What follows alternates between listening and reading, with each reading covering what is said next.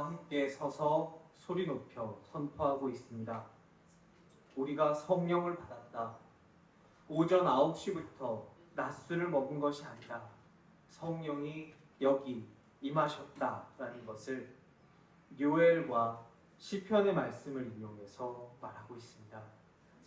보혜사 성령을 보내주신다고 예고하셨던 말씀은 제자들에게만 주어졌기 때문입니다.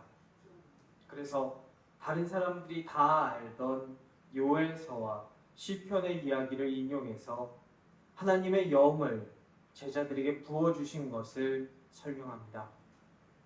하나님의 영이 지금 왜 부어졌습니까? 하나님께서 나사렛 예수로 인간의 모습으로 오셨습니다. 약속하신 그대로 오셨습니다. 그런데 인간은 법 없는 자들의 손을 빌려 그분을 못 박아 죽였습니다. 그러나 그분은 사망에 매여 있지 않으시고 다시 살아나셨습니다. 다윗이 미리 알고 찬양했던 그분이 이분이십니다. 그리고 그분이 지금 약속하신 성령을 부어주셨습니다. 우리에게 성령을 주신 이분이 바로 그리스도 주님이십니다. 베드로는 이렇게 선포합니다. 이 선포는 오늘 우리에게 말씀합니다. 주의 이름을 부르라. 누구든지 부르라. 거기에는 어떠한 조건도 없다. 구원받은 우리에게 하나님의 영이 부어질 것이다 말씀합니다. 요엘서 2장 32절은 누구든지 여호와의 이름을 부르는 자는 구원을 얻으리니 라고 말합니다. 우리는 살면서 거대하고 두렵고 도저히 이길 수 없는 그렇게 보이는 벽들을 마주할 때가 있습니다. 그것이 내 마음의 아픔일 때가 있고 내 몸의 아픔일 때가 있고 내가 어떻게 손 쓸 수 없을 정도로 꼬여버린 관계의 아픔일 수도 있습니다. 또는 재정적인 아픔일 수도 있습니다. 그것이 무엇이든 간에 한 가지 분명한 사실은 이제 내가 어떻게 할 수 있는 것이 없다라는 것입니다. 내 힘으로는 안 된다는 것입니다. 내 힘으로 안 되는 벽 앞에서 주의 이름을 부르라 우리에게 말씀해 주고 있습니다. 얼마 전에 자주 부르던 찬송이 있습니다. 그 가사는 이렇게 시작합니다. 날이 저물어 갈 때 빈들에서 걸을 때 그때가 하나님의 때. 빈들에서 걷고 있습니다. 당장 우리 가족이 먹을 저녁거리를 가지고 집으로 돌아가야 되는데 내가 서 있는 곳은 빈들입니다. 아무리 둘러보아도 먹을 것이 없습니다. 해는 이미 뉘엿뉘엿 지고 있습니다. 나를 기다리는 가족들의 얼굴이 한 명 한 명 떠오릅니다. 그런데 그들에게 가져다 줄 저녁거리가 보이지 않습니다. 내 힘으로 안 될 때, 빈손으로 걸을 때, 나는 빈들에 있는 돌을 떡으로 바꿀 능력이 없습니다. 내가 서 있는 곳이 빈들이니 나는 남의 포도원에 가서 오늘 하루 일을 한 것도 아닙니다. 오늘 먹을 것을 살 품삯을 가지고 있지도 않습니다. 주머니에 가지고 있는 돈도 하나도 없습니다. 나는 빈손입니다. 나를 기다리는 가족들에게 줄 것이 없습니다. 사랑하는 가족들에게 아무것도 해줄 수 있는 것이 없다는 무력감이 나를 무겁게 짓누릅니다. 그럴 때 노래합니다. 내가 고백해 여호와 이래. 여호와 이래. 여호와 하나님이 준비하신다. 창세기 22장에서 이삭 대신 제물로 바쳐질 순양을 하나님께서 미리 준비해 주셨던 것처럼 지금 빈들에서 빈손으로 터덜터덜 걷고 있는 나에게 나를 위해 준비하신다는 것입니다.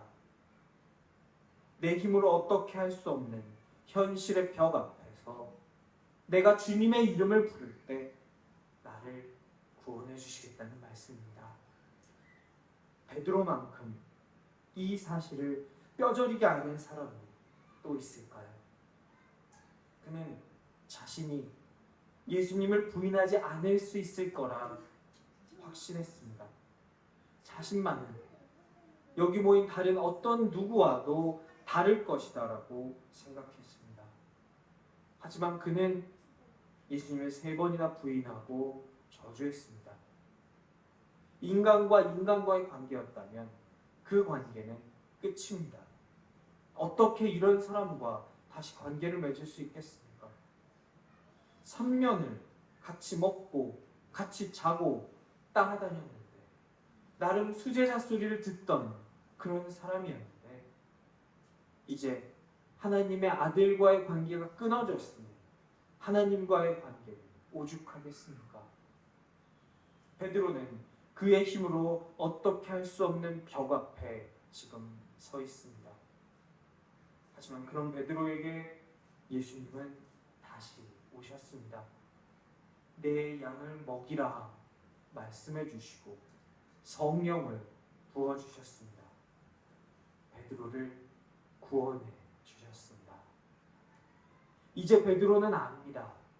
누구든지 그가 배신했던 사람이든지 아는 것이 하나 없는 나 같은 사람이든지 주의 이름을 부르면 구원을 받으리라. 나처럼. 그래서 베드로는 오늘 선포합니다. 마태복음 16장 13절에서 예수님은 제자들을 데리고 가이사랴 빌립보로 가십니다.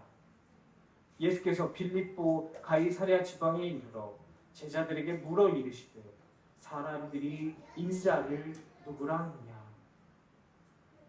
가이사랴 빌립보는 이스라엘의 북쪽에 있는 도시였습니다. 로마 황제 옥타비아누스가 헤롯에게 하사해준 땅이었고 헤롯은 여기에 로마 황제를 위한 신전을 지었습니다. 헤롯의 아들 빌립이 도시를 재건하면서 자기의 이름을 그 도시에 붙여서 예수님 당시에는 가이사랴 빌립보라고 불리고 있었습니다.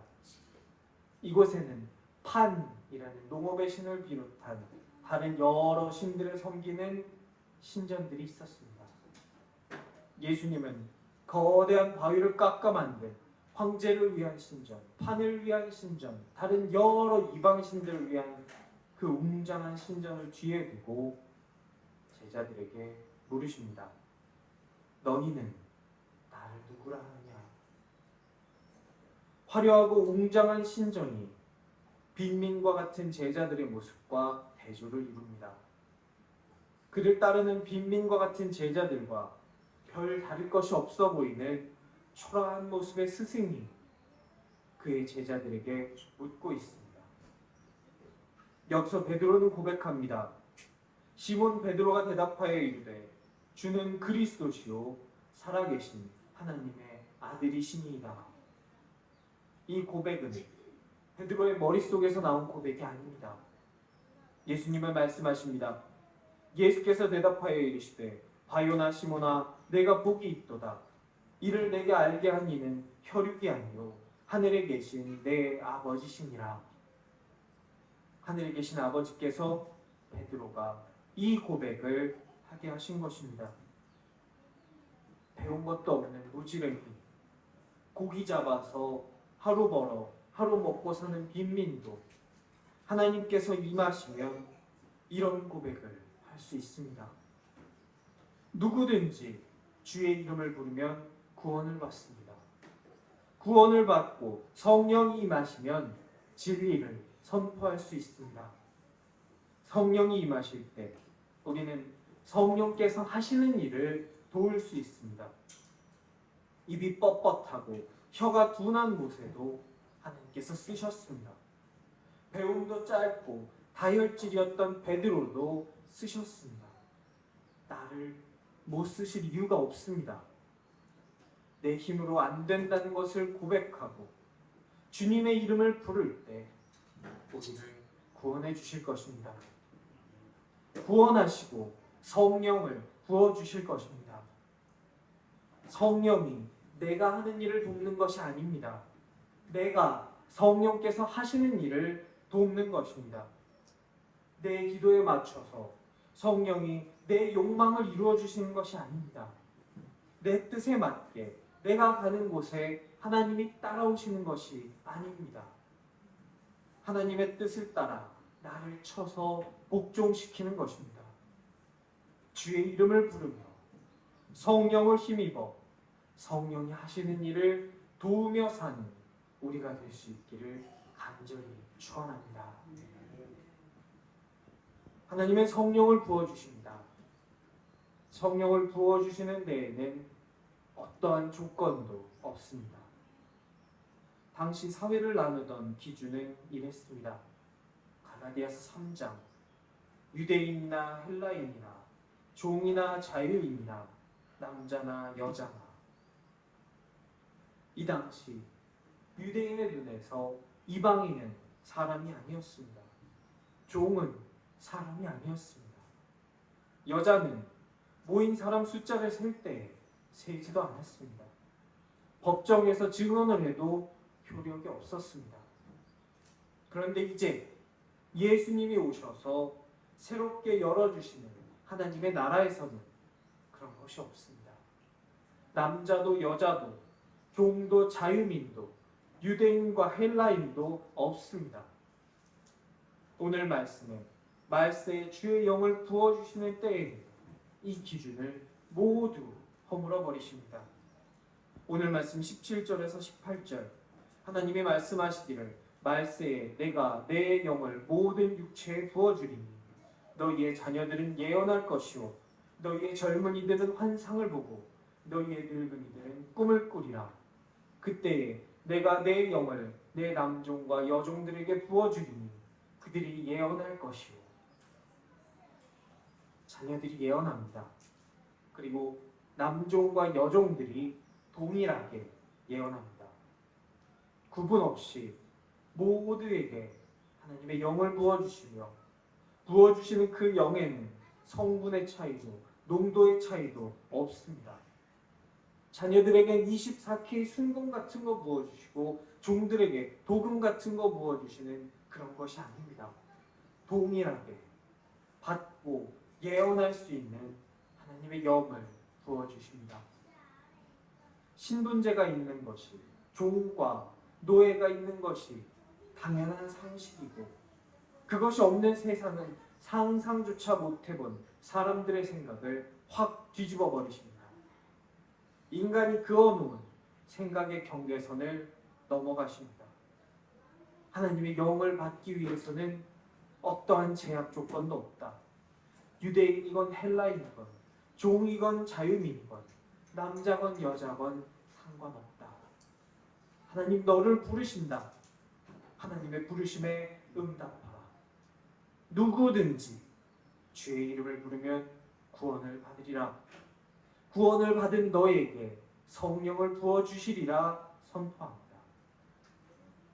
어떠한 생각이 우리 눈에 보이거나 보이지 않는 경계선이 우리와 우리의 이웃 사이를 가로막고 있다면 우리보다 먼저 그 경계를 넘어가신 우리 예수님을 따라서 우리 하나님을 따라서 넘어가서 차별 없이 영을 부어주시는 우리 주 예수 그리스도를 선포할 수 있는 우리가 되기를 축원합니다.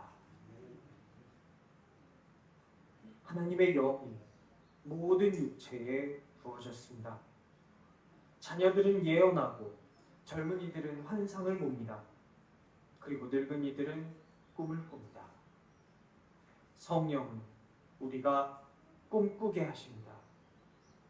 세상은 우리가 우리의 나이에 맞게 뭘 해야 한다라고 우리에게 이야기합니다.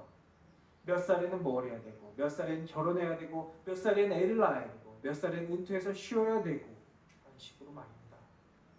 그 기대가 사람들을 무겁게 짓누릅니다. 내가 그 나이가 됐는데 그 과제를 해결하지 못했다면, 내가 그것을 성취하지 못했다면 내가 뭔가 모자란 인간이라고 생각하게 만듭니다.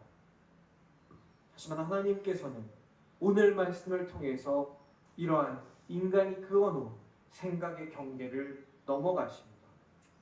성경을 통해서 하나님이 함께 하셨던 사람들을 통해서 하나님이 이러한 경계를 어떻게 넘어서 일하고 계시는지 보여주십니다.